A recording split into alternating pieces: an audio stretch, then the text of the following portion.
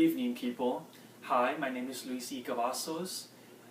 Today, I will be talking about the cognition and the way we think. If you remember on the first video, we were talking about non-profit. We were talking about how to break the status quo. Well, in this two-part program, I will be explaining and giving you full details on how to awaken your true self, your true cognition, the way we should be thinking rather than thinking more negative. So in this two-part series, I will be posting two videos, one for today and one for tomorrow. So for today, I will be explaining our cognition and how our emotions evolve and where they stem from. So today's topic will be covering awakening your true self. Okay, ladies and gentlemen, what is life? What is purpose? Why are we here? Why are we motivated to do the things that we do? Well, to cover those questions and to answer those questions in full detail, I will be explaining why we do the things we do and why do we think the things we do. So first question I ask, what is life? How can my life be more meaningful? How can it be more purposeful? To answer that, first step, to break it down, you ask yourself, what are the things that I'm able to control and what are the things I am not able to control? That's the first part. Why are we here? Second, how do we activate our cognition? How do we activate our events? What are the emotions?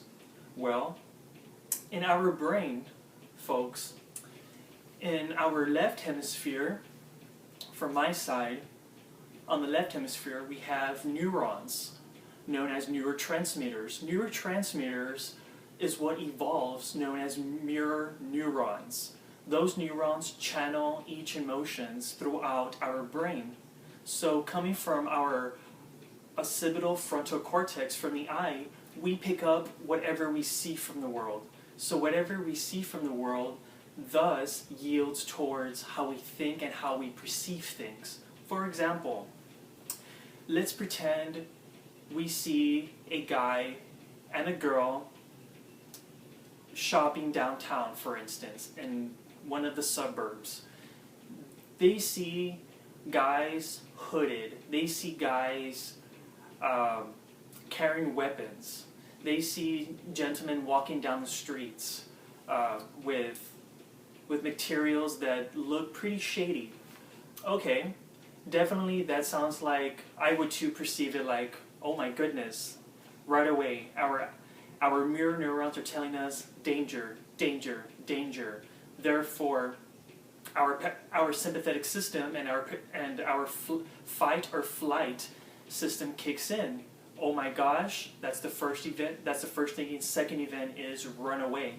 But we don't really know what the purpose is. What if they're wearing hoods because perhaps they have cancer? We don't know why they're wearing hoods. What if they're carrying bags? We don't know if it has weapons inside. What if they're carrying other materials? We don't know what the purpose is, folks. Right away, we channel our emotions to the negative thinking.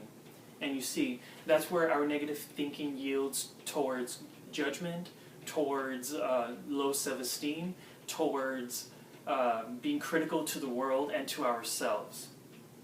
So, in my part, I'll be explaining how to break the chains of illusions, how to break the chains of being negative, and how to break the chains on our inner self of being into the dark, abysmal hole. Okay, so in order to break the chains of illusions, we need to activate our events in a more meaningful, purposeful way. Why am I here? That is the first question. Well, let me give you this simple proverb. If I don't do it, who will? If I don't do it right now, then when should I do it? But if I do it for the sake for myself, then who am I? That's how we have to start off our daily lives. If I do it for the sake for myself, then who am I? We need to bridge the gap we need to mirror ourselves, and we need to yield towards a road where our thinking will affect us into a purposeful way. Like I said on the first video, we need to kick off our mornings with, I am in the process of accomplishing my goals. I am in the process of getting my business started. I am in the process of getting the girlfriend I've always wanted. I am in the process of getting the boyfriend that I've always wanted. I am in the process of achieving my dream home. Our neurons, folks, is very important.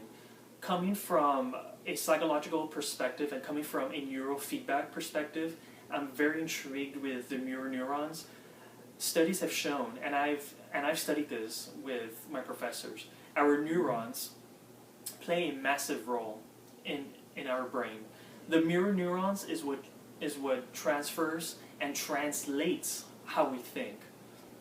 So every day when we see something or someone, that will perplex our emotions into thinking the way we should be thinking. So for this part series, I want to get you started on changing your thinking. I want you to visualize yourself. So like for instance, let's say you and Mary are like, oh my goodness, there's no hope for me. There's no life without Mary. Oh my gosh, my life is over. No, why? I need her. I love her. That is the key, folks. I need her. That is the ego talking within yourself. I need. What is need? You may ask. Need is wanting, is possessiveness. Needing is wanting to control. That is immature love. Mature love would say something like, I love you because I need you, not I need you because I love you. Notice the language and the context. That's how we think these days, ladies and gentlemen. We always say, I want this, I need this. I cannot live without him or her. My life is ruined without her, without him. My business is going to fail because I haven't had this customer come into my office. My business is going to go down spiral because it's not going as planned as I thought it would be. That, ladies and gentlemen, is how we need to change our thinking. So step number 2 is visualize. Close your eyes for one moment. Close your eyes. Now visualize yourself winning. Thoughts play an important role to the metaphysics world. Close your eyes, ladies and gentlemen. Close your eyes. Now see yourself winning. See yourself getting that goal. See yourself accomplishing what you've always wanted. Achieving your success. Believing in your dreams. Keep closing your eyes. Envision yourself winning. You are a champion. You are a conqueror. You are a victor, not a victim. You can do all things possible if you believe in yourself. Close your eyes. Awaken your true self. Let it blossom. Let it spring blossom into your heart. Let it harvest into your life. That is step number 2. Visualizing yourself. I want you to visualize yourself winning. I want you to go out in the world thinking and then believe it. Think plus believe equals conceiving your goals. Thinking is thinking about it while closing your eyes. Believing it is consuming it. Part 3, step number 3 is achieving it. How do we achieve it, one may ask? Thoughts become things, ladies and gentlemen. The way we think goes channeling through the metaphysics world. The way we prosper our thoughts will have an impact the way we think. So that is the conclusion for part 1 on awakening your true self.